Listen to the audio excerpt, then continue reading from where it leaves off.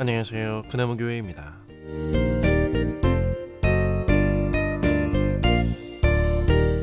시간의 흐름이 그리 멀리 온 것도 아닌데 확연히 다르네요.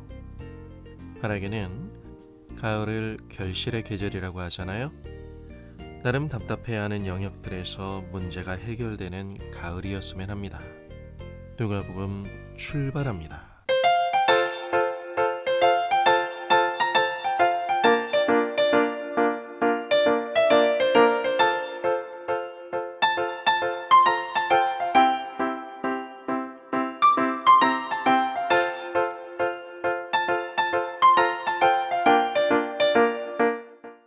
오늘 본문을 보면 레위가 예수님의 제자로서 네 번째로 부름을 받습니다. 제자 마태입니다. 예수님께서 레위의 삶 속으로 본격적으로 들어오신 것이죠. 누가복음서의 긴 분량에 비해 레위의 소명 장면은 잠깐 나오는 기록인 것 같지만 마태의 삶 전반을 바꾼 편에는 훨씬 더 크다고 생각됩니다. 그 중심에는 예수님이 있습니다. 마태에게 일어난 변화를 적절히 설명하는 구절을 꼽는다면 5장 28절입니다. 레위가 모든 것을 버리고 일어나 예수님을 따랐다는 기록입니다. 예수님이 레위의 삶 속에서 바꿔놓은 마태의 모습을 잘 그려내고 있는 구절이죠. 물질주의에 물든 세상 속에서 주님을 따른다는 것이 무엇인지를 생각해보게 하는 말씀입니다. 모든 것을 버리고 예수님을 따랐다는 기록에서 우리의 생각이 미치는 것은 내가 가진 소유입니다. 아니, 가진 모든 소유를 다 버리고 따르라고? 아니, 부동산, 예금, 주식 다 포기하고 뭐 수도원에라도 가서 평생 살라는 말인가? 불현듯 마음이 아파오면서 생각이 어지럽게 흘러갑니다. 아무리 후한 생각을 하더라도 쉽지 않거든요. 왜 그럴까요? 자기가 원하는 것을 할 수 있는 권리와 자유가 그 소유권에 근거한다고 우리는 믿기 때문입니다. 뭐 다들 아시겠지만 돈만 있으면 적어도 이 세상에선 무엇이든 다 허용된 땅에 들어온 듯한 아주 편한 삶을 살 수 있거든요. 그러니 이런 세상에서 모든 것을 버린 그런 사람의 삶이 어떨지 상상하는 것은 그다지 어렵지 않을 것입니다. 그러니 세상 사람들이 보는 이런 사람은 대단한 바보이거나 아님 후광이 둘러져 있는 성자이거나 둘 중 하나겠죠? 사람은 누구나 소유에 집착합니다.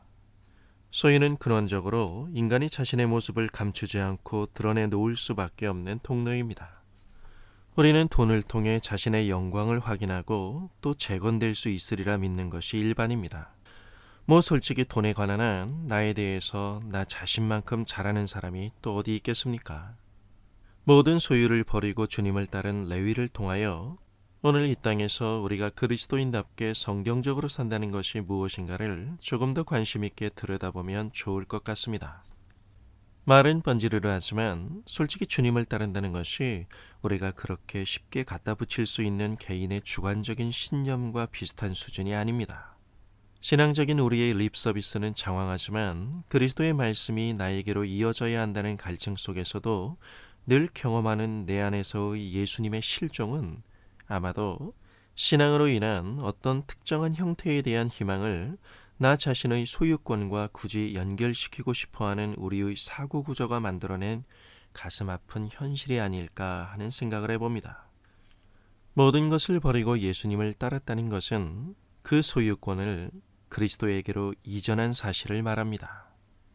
우리가 늘상 주님, 주님이라고 고백하지만 그 타이틀은 목사, 장로, 권사, 집사일지는 몰라도 그 고백이 개인의 일상에는 그다지 큰 영향을 주지 못하는 이유는 세속적 물질주의를 이미 온몸으로 체득한 사람들에게 주님께로 나의 모든 소유권을 이전하는 이 중차대한 문제는 사실 슬며시 눈을 감고 지나치고픈 현안일 것입니다.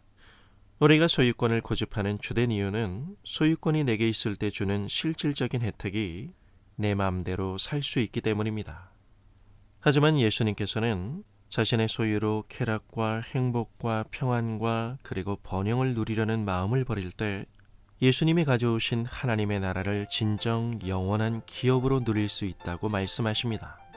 이 팩트에 눈을 뜬 사람만이 부글거리는 욕망을 뒤로하고 오직 예수 그리스도를 따르는 자만이 알 수 있는 기쁨을 맛보게 됩니다. 주님을 따른다는 것은 이벤트가 아니라 일상의 현실입니다.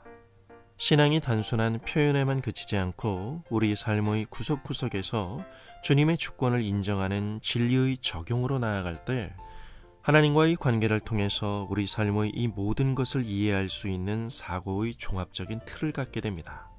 지금 나의 현실에 맞추어 주님을 보는 것이 아니라 주님의 말씀 안에서 현실 세계에 맞추어 살 수 있는 지혜를 얻는 것입니다. 아직도 여전히 머리를 굴리며 끊임없이 계산하는 가운데 창백한 빈혈기를 보내는 표정으로 나를 따르라 하는 주님의 얼굴을 빤히 보며 머뭇거리고 있는 건 아닌가요? 우리가 예수 그리스도 그분의 제자가 맞다면 제자에게 요구되는 것은 주장이 아니라 순종입니다.